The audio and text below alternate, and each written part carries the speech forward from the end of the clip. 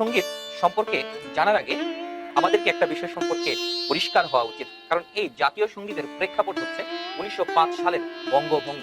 এই 1905 সালের বঙ্গভঙ্গের পরিপ্রেক্ষিতেই এই জাতীয় সঙ্গীত রচিত হয়েছিল। যদিও এই জাতীয় সঙ্গীতের ব্যবহার শুরু হয়েছে 1970 সালের পর থেকে, এর আগে জাতীয় সঙ্গীত হিসেবে এই কবিতাটির কোনো প্রচলন ছিল না।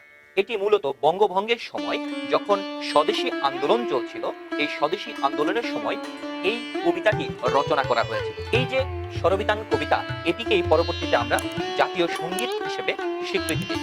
আমাদের এই জাতীয় সঙ্গীত যার রচয়িতা এবং সুরকার হচ্ছে রবীন্দ্রনাথ ঠাকুর। কিন্তু রবীন্দ্রনাথ ঠাকুর যে সুরে এটিকে সুর করেছেন, এই সুর এখন কিন্তু আমরা সেই সুরে এই গানটি গাই না। এখন বর্তমান যে সুরকার, এই তার সুরকারের নাম হচ্ছে গগন হরপাড়া। গগন হরপাড়ার একটি বিখ্যাত গান আছে, আমি কোথায় পাবো তারে, আমার মনের মানুষ যে। এই গানটির অনুকরণে আমাদের বর্তমান যে জাতীয় সঙ্গীত, এই জাতীয় সঙ্গীতটি সুর করা হয়েছে।